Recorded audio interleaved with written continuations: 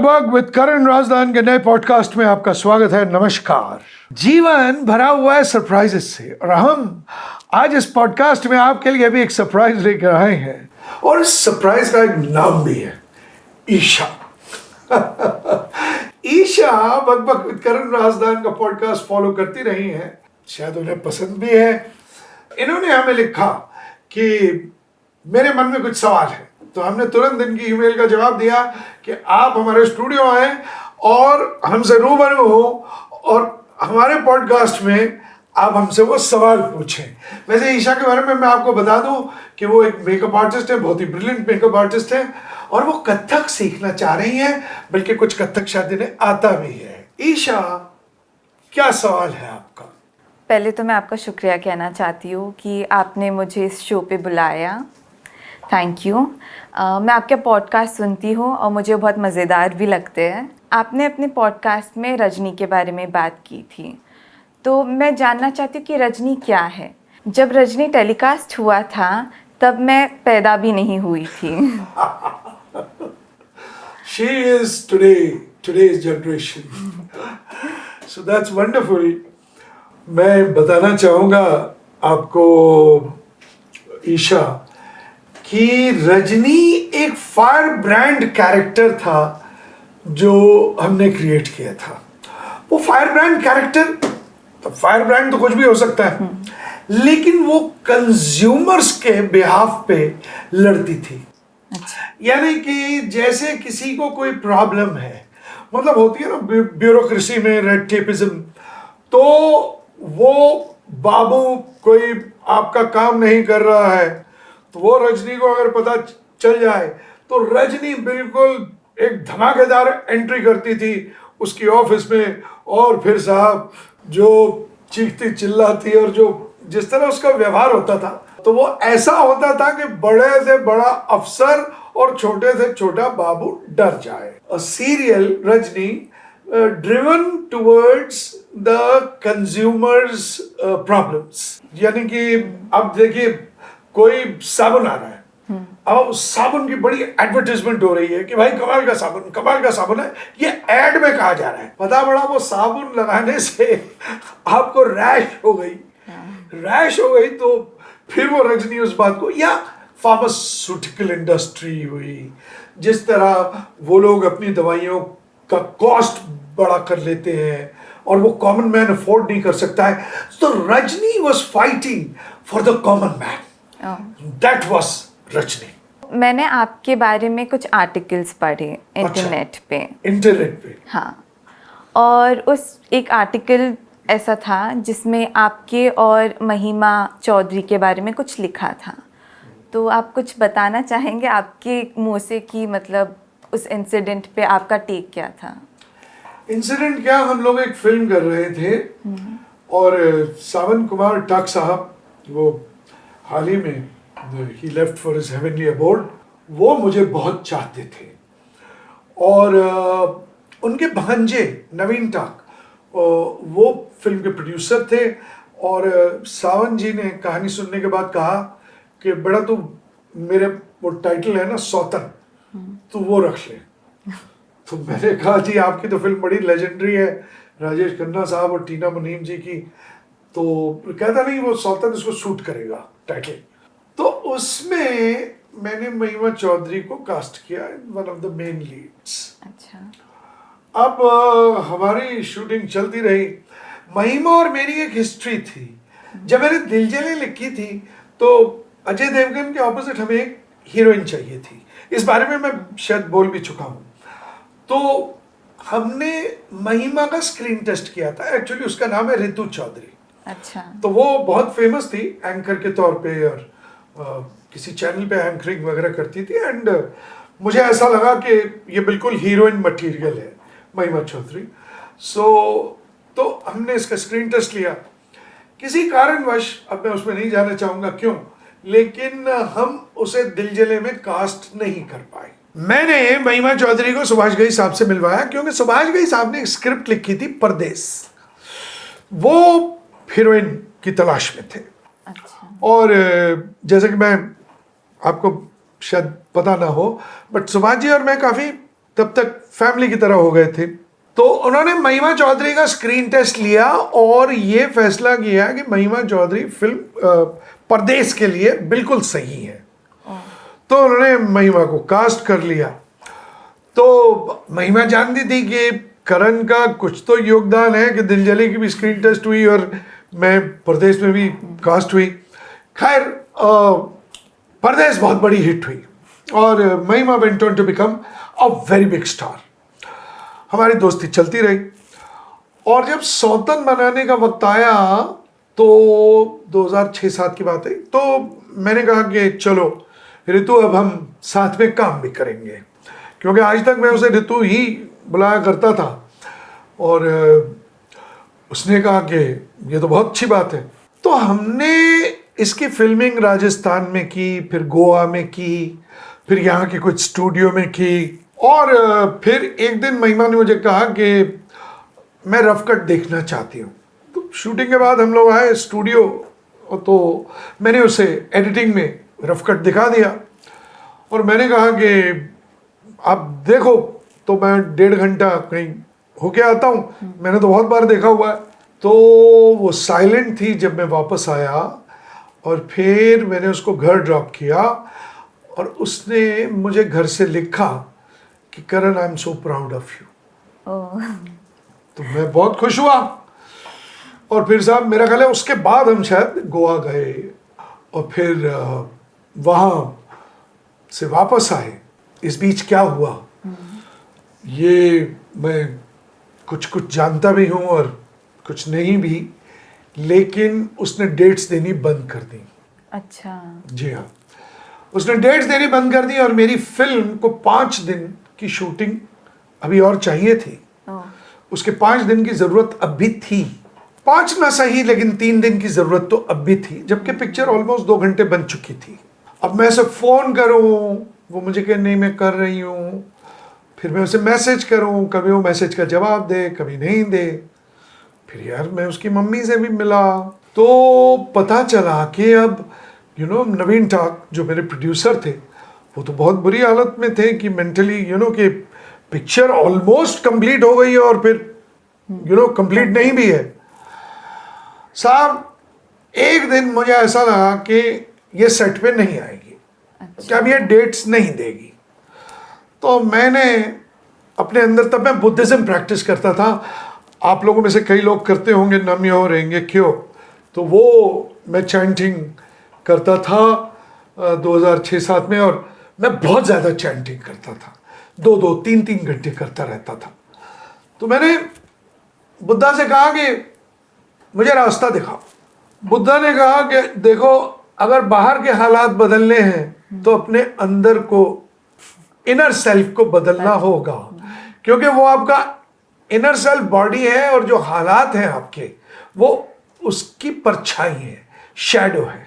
मैंने साहब बहुत चैंटिंग की, मैंने बड़ी मेडिटेशन की और हल ये निकला कि मुझे हूबहू महिमा की तरह एक लड़की मिल गई। अच्छा। मैं कहता हूं ना कि आध्यात्मिक जो है, वो आध्यात्म हर चीज का हल है। अंदर जाओ, मेडिटेट करो, चैंट करो, जो भी आपकी कॉलिंग है वो करो और आपके बाहर के हालात बदलने ही बदलने हैं। इस बात की मैं आप सबको, आपको और सारी ऑडियंस को इस बात की गारंटी देता हूं, हर व्यूअर को। और मैं बताता भी रहूंगा अपने पॉडकास्ट में कि और क्या क्या मिरेकल्स हुए हैं इस आध्यात्मिक रास्ते पर चलकर। तो साहब इस तरीके से मैंने वो बाकी 3-4 दिन की शूटिंग कंप्लीट कर ली और फिर हमारी फिल्म तैयार हुई और वो रिलीज हुई। आज तक मैंने और ऋतु ने, यानी महिमा चौधरी ने, बात नहीं की है। बिल्कुल भी नहीं, बिल्कुल भी नहीं। मुझे नाराजगी रही, मुझे ये लगा कि मुझसे कहती कि क्या प्रॉब्लम है, क्या पर्सनल प्रॉब्लम है, कोई प्रोफेशनल प्रॉब्लम है तो मुझसे कहती। तो उस बात का रंज आज तक मेरे दिल में है। बट एक और चीज़ आध्यात्म सिखाता है, स्पिरिचुअलिटी सिखाती है कि किसी के लिए गुस्सा मत रखो। तो उसने जो किया वो उसके साथ मेरे अंदर उसके लिए वही प्रेम, वही भावना रहेगी जैसे पहले थी। तो ये है महिमा चौधरी की कहानी।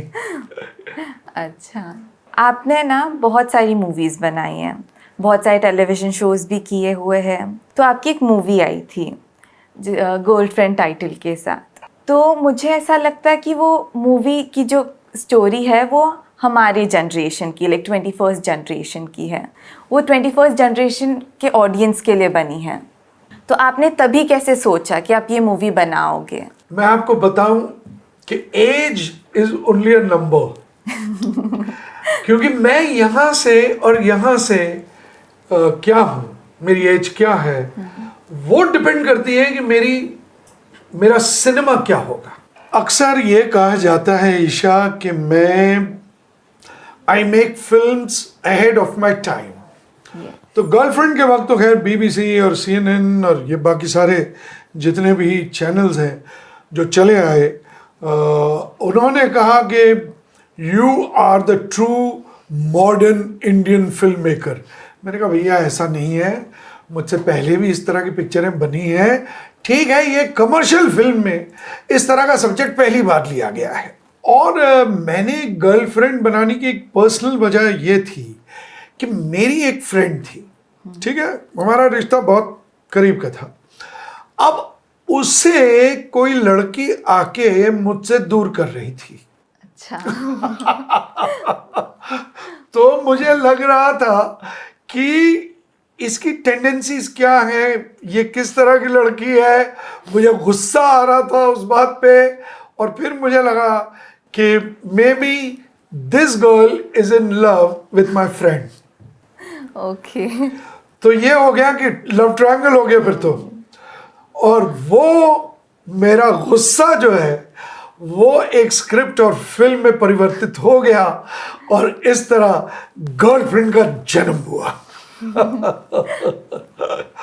But I really, I am one of the first ones who has stood up for the LGBT community.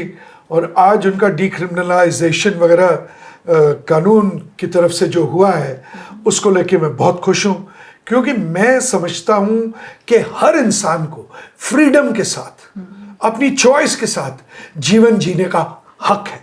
And love is love, like, you know. Love is love. Yeah, love is love. Absolutely. Yes. Next सवाल आपसे ये है कि आपकी एक movie आई थी हवस title के साथ। तो आप ये टाइटल के साथ कैसे आए? लाइक क्या आइडिया था कि आप हवस रखोगे टाइटल अपनी मूवी का? ईशा, क्या होता है, हम फिल्म मेकर्स अकेले नहीं होते हैं जो इस बात का फैसला करते हैं कि टाइटल क्या होगा। ऑफ कोर्स ये फैसला हमारे हाथ में काफ़ी हद तक होता है, लेकिन यहाँ मेरे प्रोड्यूसर ने ऑलरेडी ये टाइटल हवस रजिस्टर करवा के रख लिया था। और फिर उसके बाद उसने मुझे कहा कि मैं डिस्ट्रीब्यूटर्स को भी ये टाइटल सुना चुका हूँ, बता चुका हूँ, और उन्हें ये बहुत पसंद है। उनको लगता है कि पिक्चर हिट होगी, टाइटल की वजह से भी हिट होगी, आप तो खैर अच्छी बनाएंगे ही। तो मैं एक तरीके से फंस गया। और मेरी पहली फिल्म जो मैंने बनाई, डायरेक्ट की, रोशनी, वो रिलीज़ नहीं हुई थी। वो 2 साल तक उस पर मैंने काम किया था और वो पूरी तैयार थी, और फिर प्रोड्यूसर्स में झगड़ा हो गया था, वो रिलीज़ नहीं हुई थी। तो मैं मरता क्या ना करता, मुझे फिल्म तो बनानी थी, और मैंने इस टाइटल की फिल्म बनाई। हाँ, मैंने अपनी तरफ से ये पूरी फिल्म हमने दुबई में शूट की।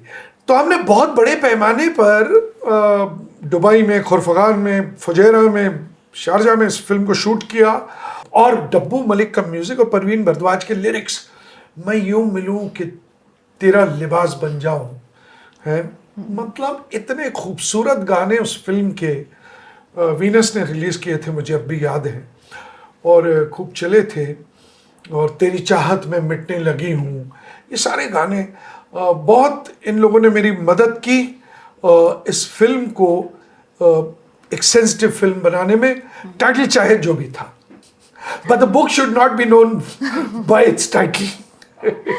तो आप अभी कौन सी मूवीज बनाना चाहते हो? कैसे टाइप की मूवीज बनाना चाहते हो? हिंदुत्व 2 तो अनाउंस कर रखी है, तो वो किसी स्टेज पे तो बनाऊंगा। और जहाँ तक आपकी जनरेशन का सवाल है।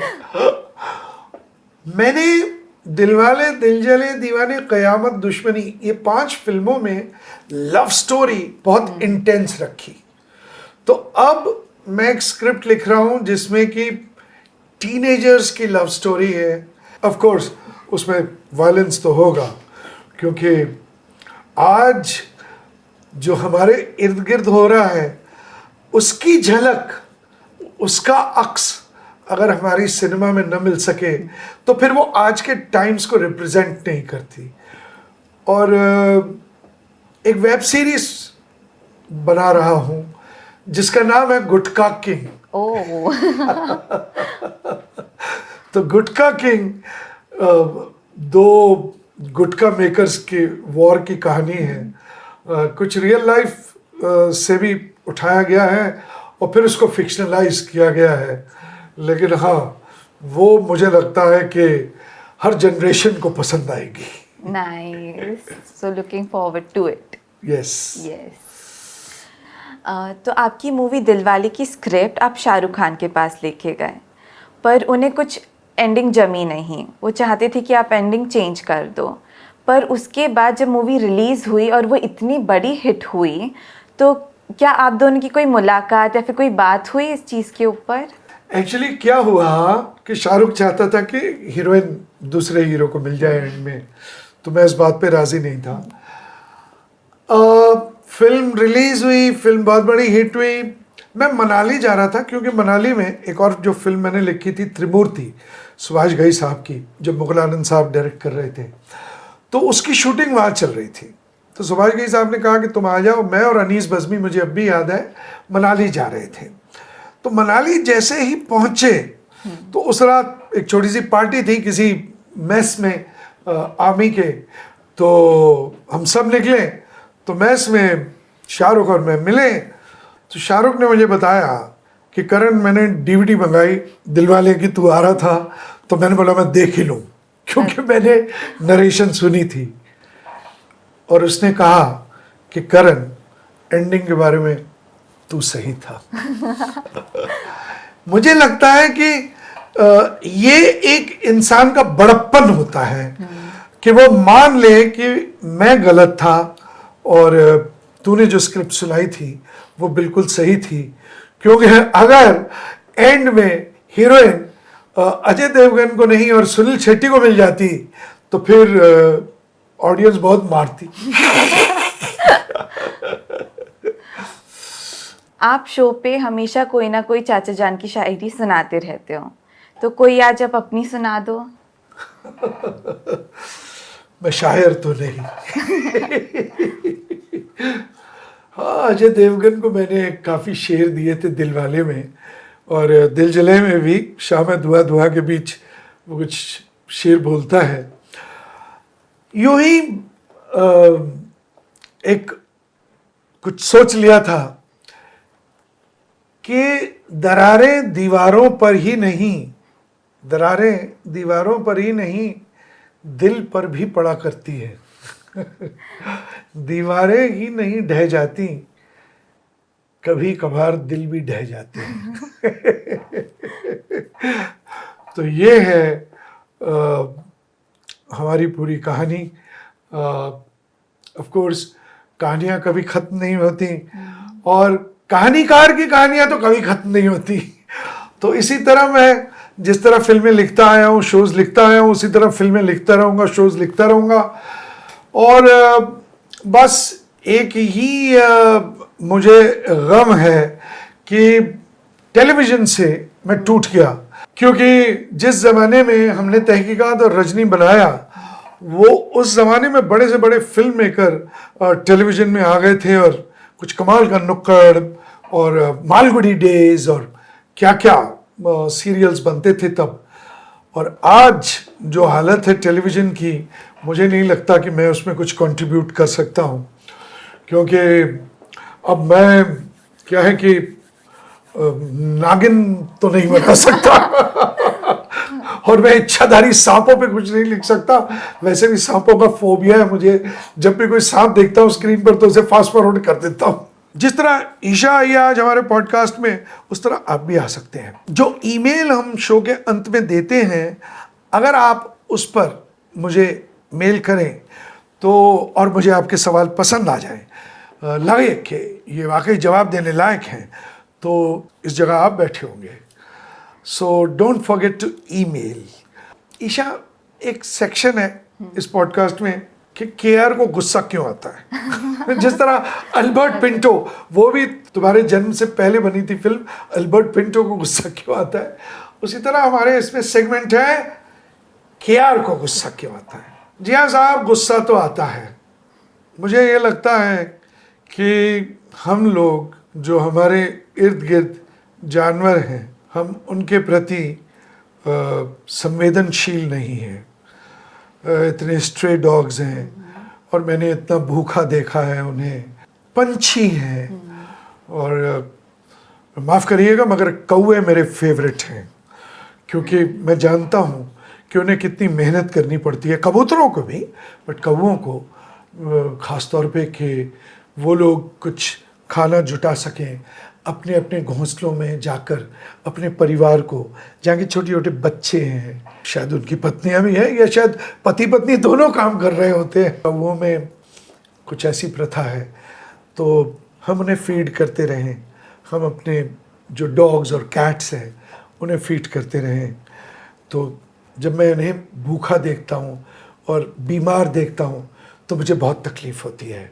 तो SPCA है और भी ऑर्गेनाइजेशंस हैं, NGOs हैं जो इन एनिमल्स का, बर्ड्स का, they take care of them. जैसे एक सडनली कबूतर आके हमारी बालकनी में गिर गया, तो पता चला जब वो डॉक्टर आया जिन्हें हमने बुलाया कि उसे लकवा मार गया है, तो वो उस कबूतर को लेके अपने हॉस्पिटल में गया। मैं भी उनके साथ गया और वहाँ उस कबूतर का इलाज हुआ। तो मैं चाहूँगा कि इंसानों को तो डेफिनेटली, लेकिन हम इनके प्रति, पक्षियों के प्रति और जानवरों के प्रति संवेदनशीलता दिखाएं। जो आपने बात कही ना, वो इतनी अच्छी है और इतनी समझने वाली बात है, और मुझे लगता है कि सबको ही ये चीज़ फॉलो करनी चाहिए। जैसे मुझे भी स्ट्रे एनिमल्स, स्ट्रे कैट्स, ये लोगों से बहुत प्यार है। तो मैं जैसे पुणे से हूँ, तो पुणे में एक बहुत अच्छा फाउंडेशन है, कर्मा फाउंडेशन करके, और वो बहुत मदद करते हैं स्ट्रे एनिमल्स। अगर कोई ज़ख्मी है तो आप उनको कॉल कर दो, वो अपनी खुद की एम्बुलेंस भेजेंगे, आपको जाना भी नहीं पड़ेगा क्लिनिक। वंडरफुल। तो ऐसे आप कर सकते हो, या फिर आप खाना वाना भी डोनेट कर सकते हो। अगर आपको पैसे डोनेट नहीं करने हैं तो खाना कर दो, मेडिसिन कर दो। एब्सोल्युटली, बहुत कमाल की बात कही आपने। तो you can find Karma foundation on the net, I am sure, और हम भी उनका फ्लैश कर लेंगे नंबर अपने इस पॉडकास्ट के बाद। तो आइए इस पृथ्वी को बेहतर बनाएं। तो आइए प्रोग्राम का अंत करते हैं वही चचा जान की शायरी से। ये कुछ इकलौते शेर कहे हैं उन्होंने। कभी मैं सोचता हूँ कौन सी दुनिया में रहता हूँ, ये वो दुनिया नहीं लगती जहाँ पैदा हुआ था मैं। एक और शेर है, यहाँ सब झूठ है, सब कुछ तकल्लुफ है, दिखावा है, समझ आता नहीं है कौन अपनों में पराया है। बहुत खूबसूरत लिखते हैं चचा जान। एक और शेर अर्ज है, खुद को बड़ा सुलझा हुआ इंसान समझता हूं पर सच तो है ये। खुद को बड़ा सुलझा हुआ इंसान समझता हूं पर सच तो है ये, बेहद उलझा हुआ रहता हूं। एक आखिरी शेर नोश फरमाइए। बहुत बातें हम अपने दोस्तों की भूल जाते हैं, बहुत बातें हम अपने दोस्तों की भूल जाते हैं, अदावत जिनसे है हर लफ्ज उनका याद रहता है। दोस्तों की बातें भूलना और दुश्मनों की बातें याद रखना, ये इस दुनिया का नियम बन चुका है। तो इसके साथ ही Isha, thank you very much that you came and you asked your questions. और मुझे लगता है कि आपने एंजॉय किया हो ये पॉडकास्ट। ज़रूर। बहुत बहुत शुक्रिया। बी इन टच, और कर्मा फाउंडेशन का हम नंबर ज़रूर फ्लैश करेंगे अपने शो के बाद। तब तक के लिए धन्यवाद। धन्यवाद दोस्तों। Like, share and subscribe Bak Bak with Karan Rajdan please. और वो बेल आइकन होता है ना, उसे टच करना है ताकि जब हमारा अगला पॉडकास्ट हो तो आपको तुरंत नोटिफिकेशन मिल जाए। तब तक के लिए धन्यवाद। नमस्कार। जय Hind. Thank you so much for having me on the show.